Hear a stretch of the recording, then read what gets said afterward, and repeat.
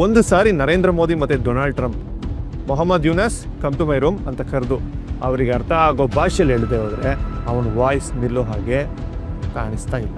V have noted with a deep concern the arrest and denial of bail of Chinmoy Krishna Das. The incident follows multiple attacks on Hindus and her minorities by extremist elements in Bangladesh. ಅದಕ್ಕೆ ಬಾಂಗ್ಲಾದೇಶ ಕೂಡ ಒಂದು reply ಕೊಟ್ಟಿದೆ. ಆ ರಿಪ್ಲೈಲಿ deep ಸಾರಿ ಅದು ಇದು ಅಂತ ನಾಟಕ ಪದಗಳನ್ನ ಸೇರಿಸಿ ನಮ್ಮ ವಿಷಯಕ್ಕೆ ನೀವು ತಲೆ ಹಾಕಬೇಡಿ, ನಮ್ಮ ದೇಶ ನಾವು ನೋಡ್ಕೋತೀವಿ, ನಮ್ಮ ಇಷ್ಟ ಬಂದಂಗೆ ನಾವು ನಮ್ಮ ದೇಶ ನಡೆಸ್ಕೋತೀವಿ, ಏನು ಬೇಕೋ ನಾವು ಮಾಡ್ಕೋತೀವಿ ಅಂತ ಲೆಟರ್ ಬರೆದ್ರು. ಈ ಥರ ಸಿಚುಯೇಷನ್ US ಕಂಟ್ರೀಸ್ಗೆ ಬಂದಾಗ US ಇರಾಕ್ನ ಏನು ಮಾಡ್ತು, ಸಿರಿಯಾನ ಏನು ಮಾಡ್ತು ಅಂತ ನಾವೆಲ್ಲರೂ ನೋಡಿದ್ದೀವಿ. ಚಿನ್ಮಯಿ ಕೃಷ್ಣದಾಸ್ ಇವರು ಅಕ್ಟೋಬರ್ 30 ಬಾಂಗ್ಲಾದೇಶದಲ್ಲಿ ಒಂದು ರ್ಯಾಲಿಯನ್ನು ಆಯೋಜಿಸಿದ್ರು. ಈ ರ್ಯಾಲಿ ಬಾಂಗ್ಲಾದೇಶದಲ್ಲಿ ನಡೆದಿದೆ, ನಮಗೂ ಅದಕ್ಕೂ ಸಂಬಂಧ ಏನು ಅಂತ ಕೇಳಬೇಡಿ. ಬಾಂಗ್ಲಾದೇಶದಲ್ಲಿ ಎಲ್ಲೋ ಏನೋ ನಡೆದ್ರೆ ಅಲ್ಲಿ ನೋವಿಗೆ ಒಳಗಾಗ್ತಾ ಇರುವಂಥವ್ರು ನಮ್ಮ ಹಿಂದೂಗಳು. ಅವರಿಟ್ಟ ಡಿಮ್ಯಾಂಡು ಹಿಂದೂಗಳಿಗೆ ಸಂಬಂಧಪಟ್ಟಿದ್ದು. ಬಾಂಗ್ಲಾದೇಶ ಸರ್ಕಾರಕ್ಕೆ ಅದರಿಂದ ಕೋಪ ಬಂತು. ಅವರ ಮೇಲೆ ಸೆಡಿಷನ್ ಕೇಸ್ ಹಾಕಿ ಇವತ್ತು ಅರೆಸ್ಟ್ ಮಾಡಿದ್ದಾರೆ. ಅಂದರೆ 28ನೇ ತಾರೀಕು ಅರೆಸ್ಟ್ ಮಾಡಿದ್ದಾರೆ. ಇದು ಇಲ್ಲಿಗೆ ಬಂದು ನಿಂತಿಲ್ಲ. ಭಾರತ ಸರ್ಕಾರ ನೇರವಾಗಿ ಒಂದು ಪತ್ರವನ್ನು ಬರೀತದೆ. ನಾನು ಅದನ್ನು ಓದಿ ಕೂಡ ಹೇಳ್ತೀನಿ. We have noted with a deep concern the arrest and denial of bail of Chinmoy Krishna Das. The incident follows multiple attacks on Hindus and her minorities by extremist elements in Bangladesh. Simple ಆಗಿ ಕನ್ನಡದಲ್ಲಿ ಹೇಳ್ತೀನಿ, ಕೇಳಿಸ್ಕೊಳ್ಳಿ. ನೀವು ಮಾಡ್ತಿರೋದು ನಮ್ಮ ಕಣ್ಣು ಕಾಣಿಸ್ತಾ ಇದೆ. ಹಿಂದೂಗಳ ಮೇಲೆ ನಡೀತಾ ಇರುವಂತಹ ದಾಳಿಗಳು, ಚಿನ್ಮಯಿ ಕೃಷ್ಣದಾಸ್ ರವರನ್ನ ಅನಾವಶ್ಯಕವಾಗಿ ಡಿಟೈನ್ ಮಾಡಿ ಕೂರಿಸಿದಿರಾ. ಕನಿಷ್ಠ ಒಂದು ಬೇಲ್ ಕೂಡ ಕೊಟ್ಟಿಲ್ಲ. ಇದು ಅಲ್ಲಿಗೆ ನಿಂತಿಲ್ಲ, ಪ್ರತಿಭಟನೆ ಮಾಡಕ್ಕೆ ಬಂದಿರೋ ಸಾವಿರಾರು ಹಿಂದೂಗಳ ಮೇಲೆ ದಾಳಿ ಮಾಡಿದ್ದೀರಾ. ಈ ಬಾಂಗ್ಲಾದೇಶಿ ಎಕ್ಸ್ಟ್ರೀಮಿಸ್ಟ್ ವಿಂಗ್ ಏನಿದೆ, ಅವ್ರು ಮಾಡಿರೋ ಅಟ್ಯಾಕ್ಗಳು ಸಾವಿರಾರಿವೆ. ಆದರೆ ಅವರಿಗೆ ಯಾವುದೇ ಶಿಕ್ಷೆ ಕೂಡ ಕೊಟ್ಟಿಲ್ಲ.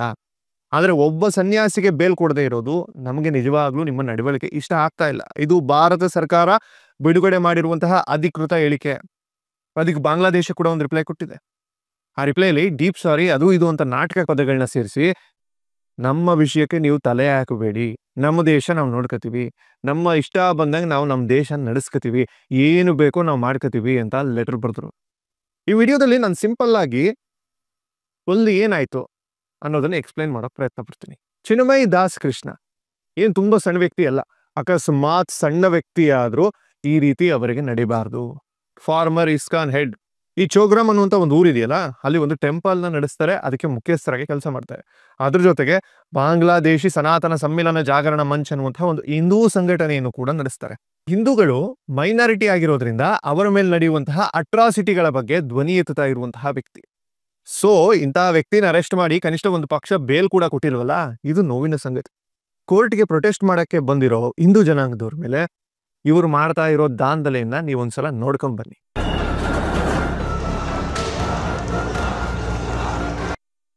ಇವರು ಬಾಂಗ್ಲಾದೇಶಿ ಪೊಲೀಸರೇ. ಏನ್ ಮಾಡಿದ್ರು, right from start to end ಎಲ್ಲ ಫ್ಯಾಕ್ಟ್ಸ್ ಅಂಡ್ ಫಿಗರ್ಸ್ನ ನಿಮ್ಮ ಮುಂದೆ ತಗೊಂಡು ಬರ್ತಾ ಇದ್ದೀನಿ. ಇನ್ಸಿಡೆಂಟ್ ಬಗ್ಗೆ ನಿಮ್ಗೆ ಅರ್ಥ ಆಗಬೇಕು ಅಂತಂದ್ರೆ ಅಕ್ಟೋಬರ್ 30ನೇ ತಾರೀಕು ನಡೆದಿರೋ ಈ ರ್ಯಾಲಿ ಯಾಕೆ ನಡೀತು, ಹೇಗೆ ನಡೀತು, ಎಲ್ಲಿ ನಡೀತು, ಈ ವಿಚಾರನ ನೀವು ತಿಳ್ಕೋಬೇಕು. ಇನ್ನೊಂದ್ಸಲ ಹೇಳ್ತಾ ಇದ್ದೀನಿ, ಬಾಂಗ್ಲಾದೇಶ ಹಿಂದೂಗಳು ಮೈನಾರಿಟಿ. 165 ಮಿಲಿಯನ್ ಜನ, ಹಂಗಂದ್ರೆ 16 ಕೋಟಿ ಜನ. ಅದರಲ್ಲಿ 1,30,00,000 ಜನ ಮಾತ್ರ ಹಿಂದೂಗಳು. ಇದು 7.5% ಅಷ್ಟು ಜನಸಂಖ್ಯೆ ಹಿಂದೂಗಳಿದ್ದಾರೆ. ಆಗಸ್ಟ್ 5ನೇ ತಾರೀಕು ಏನ್ ನಡೀತು ಅಂತ ನಿಮ್ಮೆಲ್ಲರಿಗೂ ಗೊತ್ತು. ಶೇಖ್ ಹಸೀನಾ ಬಾಂಗ್ಲಾದೇಶ ಬಿಟ್ಟು ಓಡಿ ಹೋದ್ರು. ಶೇಖ್ ಹಸೀನಾ ಮನೆ ಬಿಟ್ಟು ಆಚೆ ಹೋದ್ಮೇಲೆ ಆ ಮನೆಗೆ ನುಗ್ಗಿದಂತಹ ಬಾಂಗ್ಲಾದೇಶಿ ಪ್ರಜೆಗಳು ಮಾಡಿರುವಂತಹ ದಾಂಧಲೆ, ಅಟ್ರಾಸಿಟಿಗಳ ವಿಡಿಯೋನ ನಿಮ್ ಮುಂದೆ ಆಗ್ತಾ ಇದ್ದೀನಿ ನೋಡಿ. ಯಾವ ಎಲೆಕ್ಷನ್ ಇಲ್ದಲೆ ಒಬ್ಬ ವ್ಯಕ್ತಿ ಅಧ್ಯಕ್ಷನಾಗ್ತಾನೆ, ಮೊಹಮ್ಮದ್ ಯೂನಸ್. ಈ ಹೆಸರನ್ನ ನೀವು ತುಂಬಾ ಚೆನ್ನಾಗಿ ನೆನ್ಪಿಟ್ಕೋಬೇಕು. ಯಾಕಂತಂದ್ರೆ ಇವನ ಪೊಗರಿಂದಲೇ ಇವತ್ತು ದೇಶ ಈ ಸ್ಥಿತಿಗೆ ಬಂದು ನಿಂತಿರೋದು. ಒಂದು ಸಾರಿ ನರೇಂದ್ರ ಮೋದಿ ಮತ್ತೆ Donald Trump Mohammad Yunus come to my room ಅಂತ ಕರೆದು ಅವರಿಗೆ ಅರ್ಥ ಆಗೋ ಭಾಷೆಯಲ್ಲಿ ಹೇಳದೆ ಹೋದ್ರೆ ಅವನ ವಾಯ್ಸ್ ನಿಲ್ಲೋ ಹಾಗೆ ಕಾಣಿಸ್ತಾ ಇಲ್ಲ. ಮೊಹಮ್ಮದ್ ಯೂನಸ್ ಏನಿದ್ದಾನೆ, ಈ ವ್ಯಕ್ತಿ ಚಿನ್ಮಯಿ ದಾಸ್ ಕೃಷ್ಣದಾಸ್ ಅವರನ್ನ ಅಂಡರ್ಲೈನ್ ಮಾಡಿಟ್ಕೊಂಡು ಟಾರ್ಗೆಟ್ ಮಾಡಿಕೊಂಡಿದ್ದ. ಯಾಕಂದ್ರೆ ಅವನಿಗೆ ಇಷ್ಟ ಇಲ್ಲದೆ ಇರುವಂತಹ ಹಿಂದೂ ಸಂಘಟನೆ, ಒಂದು ಮೈನಾರಿಟಿ ಸಂಘಟನೆ, ಈ ಒಂದು ಸಂಘಟನೆ ನಡೆಸ್ತಾ ಇದ್ದಾರೆ ಅನ್ನೋ ಕಾರಣಕ್ಕೆ ಚಿನ್ಮಯಿ ಕೃಷ್ಣದಾಸ್ ಏನ್ ಮಾಡಿದ್ರು, ಒಂದು ಸಭೆ ಇಟ್ಟು ಸಭೆಯಲ್ಲಿ 8 ಡಿಮ್ಯಾಂಡ್ಗಳನ್ನ ಸರ್ಕಾರದ ಮುಂದಿಟ್ಟು ಅದೊಂದು ಪ್ರತಿಭಟನೆ. ಅದರಲ್ಲಿರೋ ಕೆಲವೊಂದಷ್ಟು ಪಾಯಿಂಟ್ಸ್ಗಳನ್ನ ನಿಮ್ಗೆ ಹೇಳ್ತೀನಿ ನೋಡಿ. ಬಾಂಗ್ಲಾದೇಶ ಹೊಸ ಮೈನಾರಿಟಿ ಲಾ ಅನ್ನ ತರಬೇಕು. ಇನ್ನೊಂದು ಮೈನಾರಿಟಿ ಅಫೇರ್ಸ್ ಮಿನಿಸ್ಟ್ರಿ ಬೇಕು ಅಂತ. ಇನ್ನೊಂದು ಆಗಸ್ಟ್ ತಿಂಗಳಿಂದ ಇಲ್ಲಿವರೆಗೆ ಹಿಂದೂಗಳ ಮೇಲೆ ಸುಮಾರು 2,000 ದಾಳಿಗಳಾಗಿವೆ. ಒಂದು FIR ಕೂಡ ರಿಜಿಸ್ಟರ್ ಆಗಿಲ್ಲ, ಒಬ್ಬರನ್ನೂ ಕೂಡ ಅರೆಸ್ಟ್ ಮಾಡಿಲ್ಲ, ಅವ್ರಿಗೆ ಶಿಕ್ಷೆ ಕೊಡಿ ಎಕ್ಸೆಟ್ರಾ ಎಕ್ಸೆಟ್ರಾ. ಇದು ಪಾಪ ಮೊಹಮ್ಮದ್ ಯೂನಸ್ಗೆ ಇಷ್ಟ ಆಗ್ದಿಲ್ಲ ಅನ್ಸುತ್ತೆ.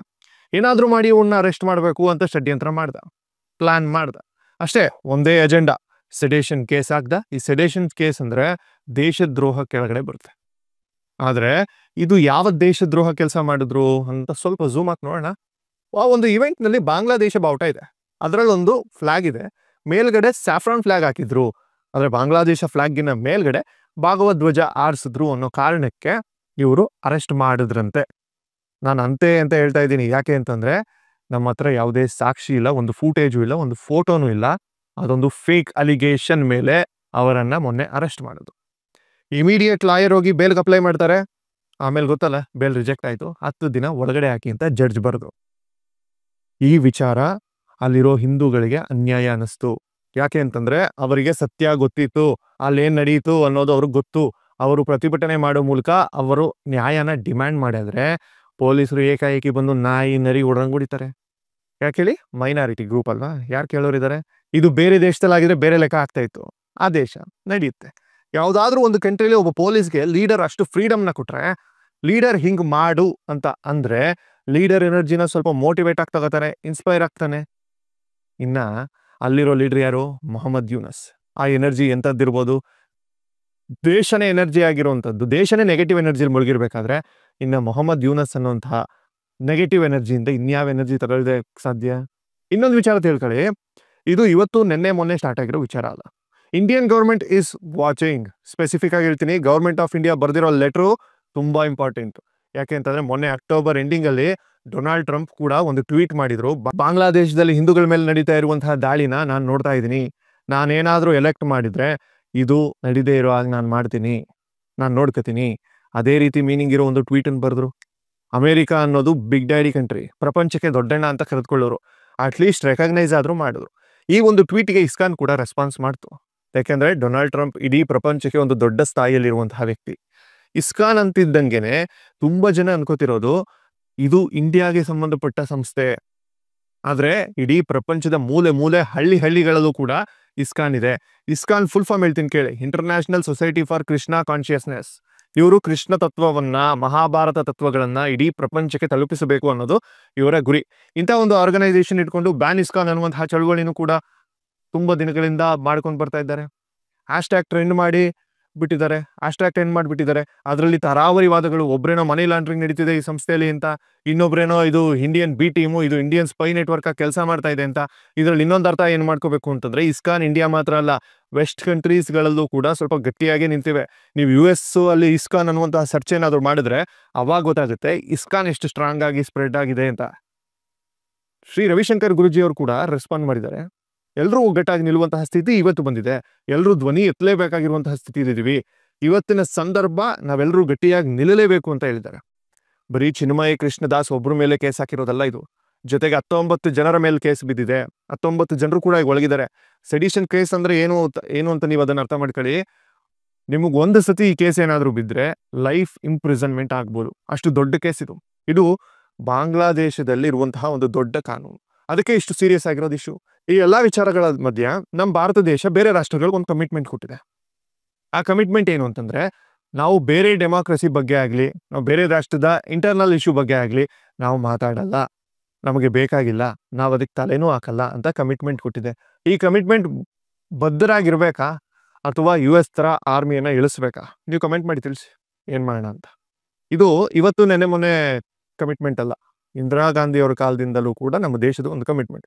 ಇದೇ ತರ ಸಿಚುಯೇಷನ್ US ಕಂಟ್ರೀಸ್ಗೆ ಬಂದಾಗ US ಇರಾಕ್ನ ಏನ್ ಮಾಡ್ತು, ಸಿರಿಯಾನ ಏನ್ ಮಾಡ್ತು ಅಂತ ನಾವೆಲ್ಲರೂ ನೋಡಿದ್ದೀವಿ. ಅದೇ ತರ ನಾವು ಇಳಿಬೇಕಾ? ನಿಮ್ಗೇನ್ ಅನ್ಸುತ್ತೆ?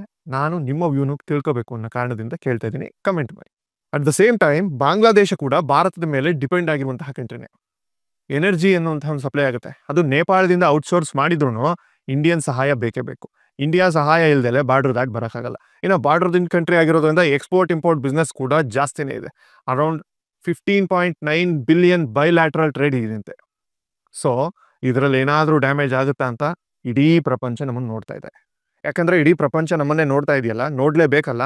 ಈ ಥರ ಡಿಸಿಷನ್ ತೊಗೊಂಡ್ರೆ ಪ್ರಪಂಚ ನಮ್ಮನ್ನೇನಾದರೂ ಸಣ್ಣತನದಲ್ಲಿ ನೋಡ್ತಾ ಆಗತ್ತೇನೋ ಅನ್ನೋಂಥ ಒಂದು ಆಲೋಚನೆ ಕೂಡ ತಲೆಯಲ್ಲಿದೆ. ಏನೇ ಮಾತಾಡಿದ್ರು ಅಲ್ಲಿ ನಡೀತಾ ಇರೋ ನಿಜಾನ ಚೇಂಜ್ ಮಾಡೋಕ್ಕಾಗಲ್ಲ. ಕಣ್ಣು ಮುಚ್ಚಿ ಕೂತ್ಕೊಂಡ್ರೆ ಅಲ್ಲಿ ನಡೀತಾ ಇರೋದು ನಿಲ್ಲಲ್ಲ. What ever is happening. ನಾವೆಲ್ಲರೂ ಅದ್ರ ಬಗ್ಗೆ ಗಟ್ಟಿಯಾಗಿ ಮಾತಾಡಬೇಕು. ನಾವು ಮಾಡೋಕ್ಕಾಗೋದು ಲೀಸ್ಟ್ ಕೆಲಸ ಅಂತಂದರೆ ಅದ್ರ ಬಗ್ಗೆ ಮಾತಾಡಿ ಜನರಿಗೆ ತಿಳಿಸುವಂಥದ್ದು. ಇನ್ನೇನು ಎಲೆಕ್ಷನ್ ಬಂತು, ಮೊಹಮ್ಮದ್ ಯೂನಸ್ ಕೆಳಗಿಳಿತಾನೆ, ಇಂಥ ರ್ಯಾಡಿಕಲ್ ಮೈಂಡ್ಸೆಟ್ಗಳು ಸಾಯುತ್ತೆ ಅಂತ ಅನ್ಕೋಬೇಡಿ. ಅಲ್ಲಿಗೆ ಕುರ್ಚಿ ಮೇಲೆ ಕೂತ್ಕೊಳ್ಳೋಕ್ಕೆ ಸುಮಾರು ಇಂಥ ರ್ಯಾಡಿಕಲ್ ಮೈಂಡ್ಸೆಟ್ಗಳು ರೆಡಿಯಾಗಿವೆ. ಇನ್ನೂ ವಿಚಿತ್ರವಾದ ಮನಸ್ಥಿತಿಗಳೇನಾದರೂ ಬಂದರೆ 1 ಸೆಕೆಂಡ್ ಯೋಚನೆ ಮಾಡಿ ಏನಾಗ್ಬೋದು ಅಂತ. ಈ ವಿಚಾರದಲ್ಲಿ ನನಗೇನು ಗೊತ್ತು ಅದನ್ನು ಮಾತ್ರ ನಾನು ನಿಮ್ಗೆ ಹೇಳಿದ್ದೀನಿ. ಇದ್ರ ಬಗ್ಗೆ ನಿಮಗೇನು ಅನ್ಸುತ್ತೆ ಅನ್ನೋದನ್ನು ನೀವೇ ಕಮೆಂಟ್ ಮಾಡಿ ತಿಳಿಸಿ. ಯಾಕೆ ಅಂದರೆ ನಾನೊಬ್ಬನೇ ಮಾತಾಡೋದಲ್ಲ, ನಿಮ್ಮ ಕಮೆಂಟ್ ನೀವು ಮಾಡಿ, ಅದನ್ನು ನಾನು ತಿಳ್ಕೊತೀನಿ. ಇನ್ನಷ್ಟು ಹೆಚ್ಚಿನ ಸುದ್ದಿಗಳಿಗಾಗಿ, ವಿಶ್ಲೇಷಣೆಗಳಿಗಾಗಿ ನೋಡ್ತಾ ಇರಿ. ಲೈಕ್ ಮಾಡಿ, ಶೇರ್ ಮಾಡಿ, ಸಬ್ಸ್ಕ್ರೈಬ್ ಮಾಡಿ. ನಾನು ವಿಕಾಸ್ ಶಾಸ್ತ್ರಿ, ನಿಮ್ಮ ಧ್ವನಿ. ನಮಸ್ಕಾರ.